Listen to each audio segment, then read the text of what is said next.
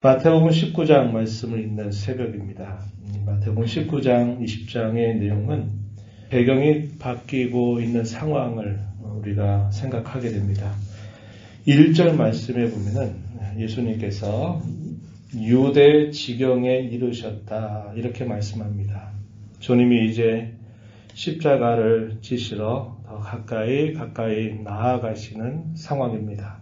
갈릴리를 중심으로 해서 많은 사역을 감당하셨던 주님은 이제 유대 지경으로 옮겨가면서 위한 사역을 감당하시게 됩니다. 그런 과정에서 오늘 읽은 말씀 가운데 보면은 바리새인들이 예수님을 시험하는 질문을 한 가지 던집니다. 그 질문이 결혼과 이혼에 대한 가르침을 묻는 것이었습니다. 예수님은 어린아이들을 데리고 와서 자기의 자녀들을 위해서 기도해 주기를 바라는 사람들에 대해서 주님은 흔쾌히 용납하시면서 그 어린아이들을 기뻐하시는 모습을 보여주십니다. 그러면서 천국은 바로 이와 같이 어린아이들과 같은 사람들의 것이다. 이런 말씀을 주님이 하셔요.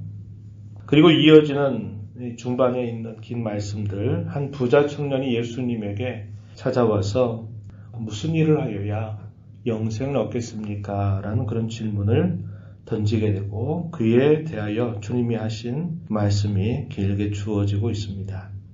부모가 아이를 데리고 예수님에게 찾아와서 자기의 자녀를 위해서 기도해 줄 것을 부탁하자 제자들이 그것을 두고 꾸짖는 일을 하게 됐습니다. 그럴 때 예수님께서 그 제자들에게 말씀하세요. 어린아이들을 용납하고 내게 오는 것을 금하지 말라. 천국이 이런 사람의 것이다. 이렇게 말씀을 하시고 데려온 아이들을 안수하시고 그들을 떠나 보내시게 됩니다.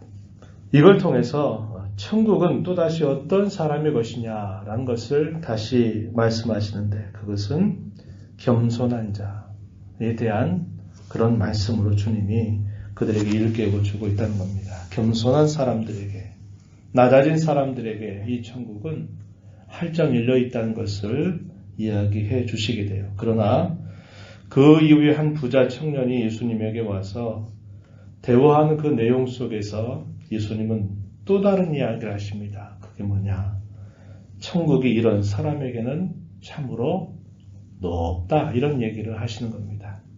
어린아이와 같은 그런 낮아진 사람들, 겸손한 사람들에게 천국의 문은 낮고 활짝 열려 있지만은 그러나 자기가 누구인가를 알지 못하고 교만한 그런 사람들에 대해서 천국의 문은 대단히 높다라고 주님이 말씀을 하시게 되는 겁니다. 한 부자 청년이 예수님에게 찾아와서 예수님께 이런 질문을 던집니다. 16절에 보면 무슨 선한 일을 하여야 영생을 얻습니까? 라고 이러한 질문을 던집니다. 이 부자 청년은 진지한 고민 끝에 예수님에게 찾아와서 묻는 질문이었을 것이에요. 그러나 자신들이 그렇게 섬겨왔던 그 종교가 어떠한 종교인지를 제대로 알지 못했고 주님께서 가르치시는 참 종교가 무엇인가를 오해하고 있었던 겁니다. 그것은 뭐냐? 자기 행위의 종교인 줄 알고 있었던 것이에요. 그러나 예수님은 끊임없이 뭘 가르치셨습니까? 대속의 종교라는 걸 가르치셨어요. 우리가 섬기는 종교는 행위의 종교가 아니라 대속의 종교고 하나님의 은혜로 들어간 종교라는 것을 그는 알지 못했던 것입니다. 예수님이 그의 진지한 물음에 대해서 그가 오랜 시간 동안 신앙생활을 해왔던 것, 하나님을 섬겼다고 말했던 것에 대해서 하나하나 질문을 던지시면서 그에게 일깨워 가시게 됩니다. 17절 말씀에 예수님은 이렇게 그 부자 청년에게 말씀하세요. 생명에 들어가려면 계명들을 지키도록 해라. 이렇게 말씀하시면서 우리가 소위 말하는 사람에 관계된 계명을 하나하나 예수님께서 나열하시게 됩니다. 18절에 보면 살인하지 말아라, 간음하지 말아라, 도둑질하지 말아라, 거짓 증언하지 말아라, 내 부모를 공경해라, 내 이웃을 내 자신과 같이 사랑해라.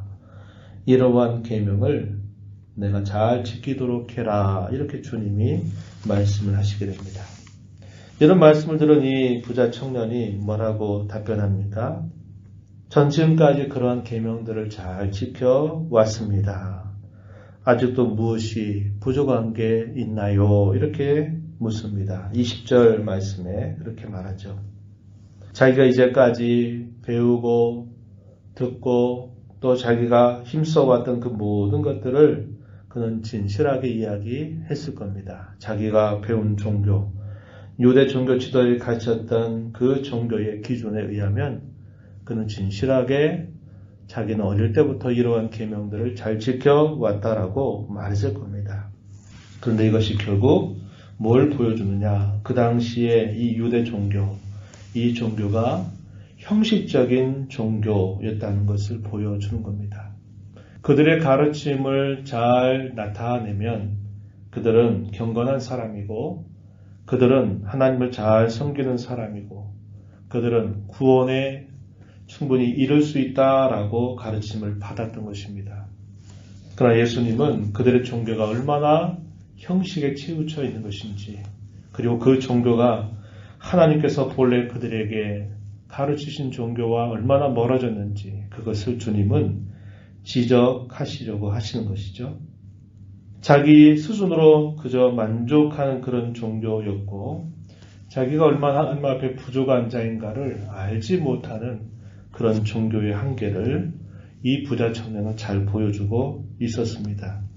조금 전에 말씀드렸던 것처럼 주님은 낮아지고 겸손한 자, 자기가 얼마나 연약하고 부족한지를 아는 사람에게 천국의 문은 활짝 열려 있다라고 말씀하시고 그 문을 아주 낮추어 주시게 됩니다. 그러나 반대로 자기 자신 누구인가를 알지 못하고 자기는 잘 살아왔다고 경건하다고 생각하는 그런 교만한 사람들에게는 이 천국의 문을 아주 높이 올려 버리시는 겁니다. 그러한 모습을 주님이 이 대화 속에서 보여주고 계세요. 예수님이 그의 수준에 맞추어서 더 엄격한 요구를 하시게 됩니다. 21절에 보니까 가서 너의 모든 소유를 팔아서 가난한 사람들에게 다 나누어 주고 그런 다음에 나를 따라라. 이렇게 예수님 답변을 하시게 됩니다. 이 말씀의 이면이 뭘까요? 그래, 네가 이제까지 내가 배우고 내가 가르침 받았던 종교에 따라서는 내가 그렇게 살아온 게 맞을지 모른다. 그렇다면 내가 말하는 그 수준에서 내가 다시 너에게 말한다. 이런 겁니다. 그럼 네가 가지고 있는 모든 소유를 다 팔아서 그것을 가지고 다 나눠주고 나를 따라봐라. 예수님 이렇게 말씀을 하셨어요.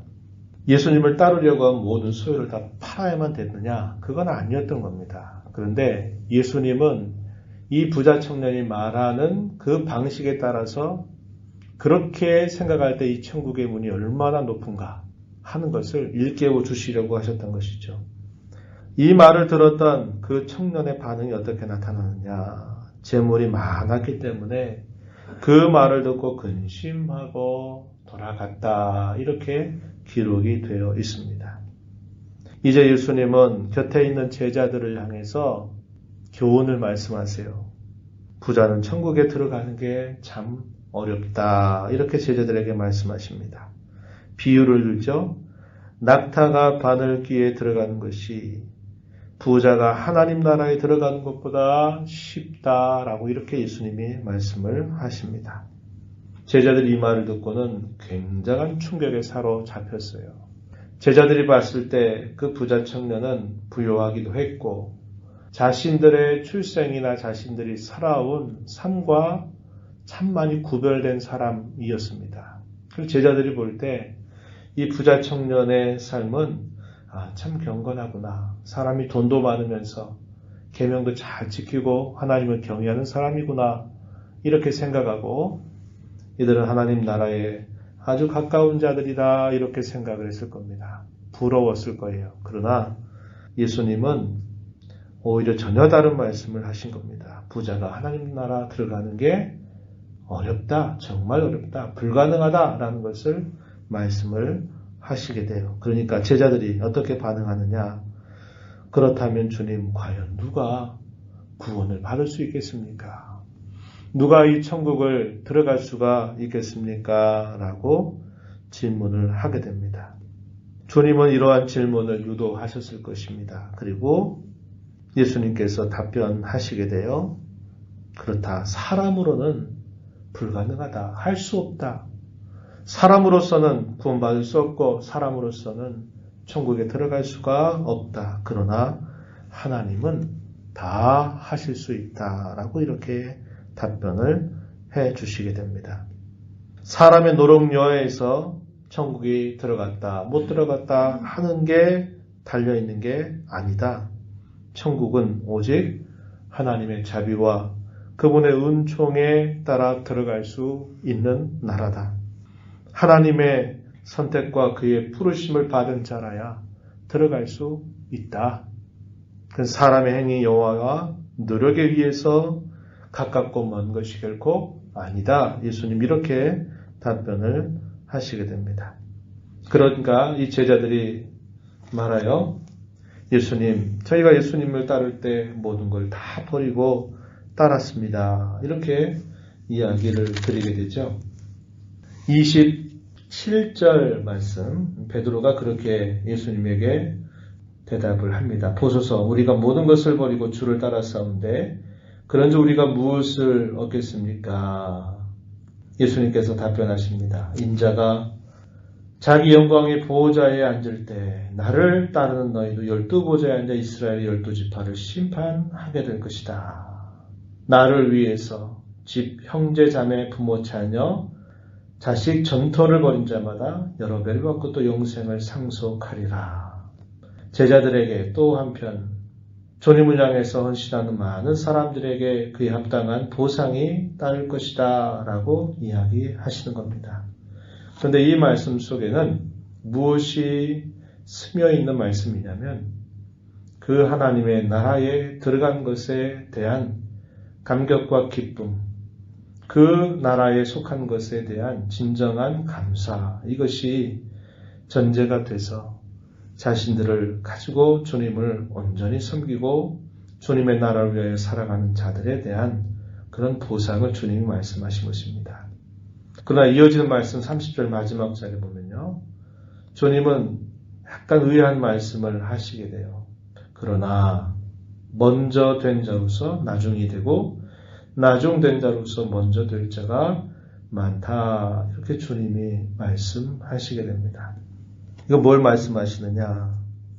주님의 나라에 대한 참된 감사와 헌신이 없이 그저 내가 이렇게 했는데 주님이 내게 뭘 보상해 주실래요? 뭘 내게 주실래요? 라고 이렇게 생각하는 그런 사람들의 모습에 대해서 순서가 뒤바뀌게 될 것을 이야기하시는 겁니다. 나중된 자가 먼저 될 자가 어떤 자입니까?